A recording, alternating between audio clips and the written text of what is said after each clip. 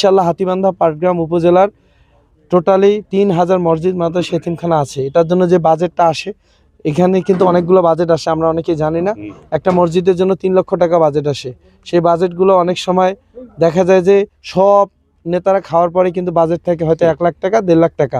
হ্যাঁ, সরকারি ট্যাক্স কাটে, কিন্তু ট্যাক্সটা 30,000 টাকার মতো কাটে। বাকি 2,70,000 টাকা একটা মসজিদ পাওয়ার কথা, কিন্তু এই টাকাটা পায় না। আমরা কোথাও দেখিনি এরকমটা পায়। তারা পায় হয়তো 1 লাখ টাকা, হয়তো 50,000 টাকা।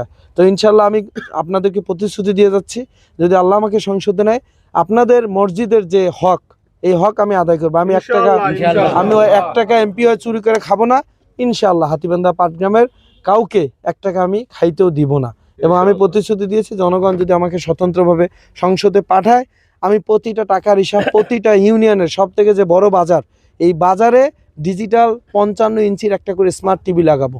এই টিভিতে জনগণের বাজেটকৃত প্রতিটি টাকার হিসাব জনগণের জন্য উন্মুক্ত। আমি এমপি হয়ে 1 টাকা চুরি করে খাবো না, কাউকে খাইতে দিব না। আল্লাহ যদি চায়, এইখান থেকে দেশের আরও 349টা এমপির আসনে আমরা একটু কাপন ধরাই দিতে চাই। আমরা দেখাই দিতে চাই হাতীবান্ধা পাটগ্রাম থেকে কিভাবে একটি দুর্নীতিমুক্ত বাংলাদেশের ডাক আসে। তো আমি আমার এলাকাবাসীকে বলবো, আপনারাই আমার শক্তি, জনগণে আমার শক্তি, যুব সমাজে আমার শক্তি। আমি অনেক পরিকল্পনা নিয়ে মাঠে নেমেছি। প্রতিটা সন্তানের হাত ধরার জন্য 225টা শুধু স্কুল করতেছি, 60,000 শিশু সন্তানকে এগিয়ে নেওয়ার জন্য, যুবকদের কর্মসংস্থানের ক্ষেত্র তৈরির জন্য ইতিমধ্যেই বাংলাদেশে আমি 5টা প্রতিষ্ঠান করেছি। 510 জনের মতো আমার এই প্রতিষ্ঠানগুলোতে তারা চাকরি করতেছে, কর্মের ব্যবস্থা করেছি। এবং বলেছি 2030 সালের মধ্যে কমপক্ষে 10,000 বেকার যুবক যুবতী, তরুণ তরুণীর কর্মের ব্যবস্থা করব। এবং আমি বলেছি বিনামূল্যে চিকিৎসা। আলহামদুলিল্লাহ আজকে আমরা গাড়ি বুঝে পেয়েছি, খুব শীঘ্রই আসতেছে আপনাদের জন্য 2 উপজেলায় 2টা ভ্রাম্যমাণ ক্লিনিক, জাপান, তুরস্ক, আমেরিকা, ইউরোপের মতো। প্রতি ইউনিয়নে একদিন করে যাবে একজন মহিলা ডাক্তার, একজন পুরুষ ডাক্তার, বিনামূল্যে চিকিৎসা।